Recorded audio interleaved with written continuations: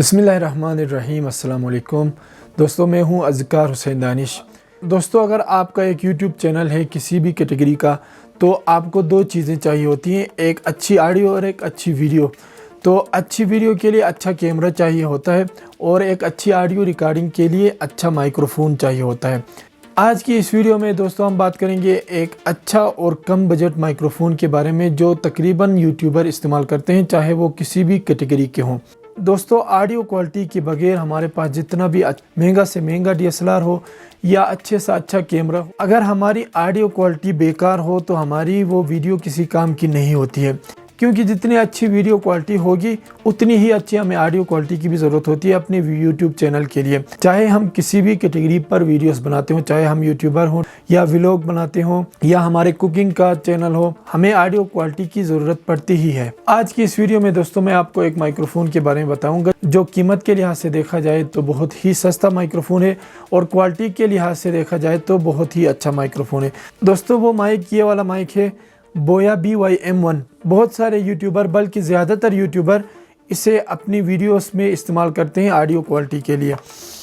सबसे पहले दोस्तों इसको अनबॉक्स करते हैं और देखते हैं हमें इसके साथ क्या क्या मिलता है।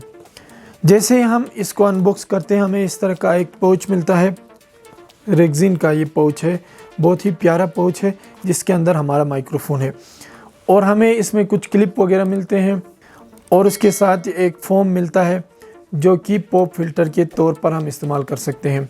और दोस्तों इसके साथ एक अडाप्टर भी मिलता है जिसे हम अपने एम्पलीफायर के साथ भी लगा सकते हैं या ऐसी जगह लगा सकते हैं जहां पर हमारा बड़ी पिन वाला माइक लगता है। दोस्तों, इस माइक की जो केबल है वो काफ़ी हमें लंबी मिलती है, ये बहुत अच्छी बात है, खुसूसन उन दोस्तों के लिए जो 50 mm से अपनी वीडियो शूट करते हैं। क्योंकि आप जानते हैं 50 mm लेंस जो है वो फिक्स लेंस होता है और उसे काफ़ी दूर रखना होता है जहां पर आप बैठकर वीडियो शूट करते हो। अगर करीब रखोगे तो ये आपको सही तरह आपके फ्रेम में नहीं लाता है, तो 50 mm जो है हमें थोड़ा सा दूर रखना पड़ता है।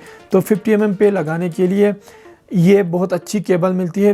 दोस्तों, अभी जो मेरी आप आवाज़ सुन रहे हैं ये भी इसी माइक के ज़रिए से है जो कि मैंने अपने कॉलर पे लगाया है और इस माइक को मैंने अपने DSLR के साथ कनेक्ट किया है। दोस्तों, उम्मीद करता हूँ कि ये वीडियो आपको पसंद आई होगी। अगर पसंद आई है तो चैनल को सब्सक्राइब ज़रूर करना और वीडियो को लाइक भी ज़रूर करना। इंशाल्लाह फिर मिलते हैं। अल्लाह निगहबान।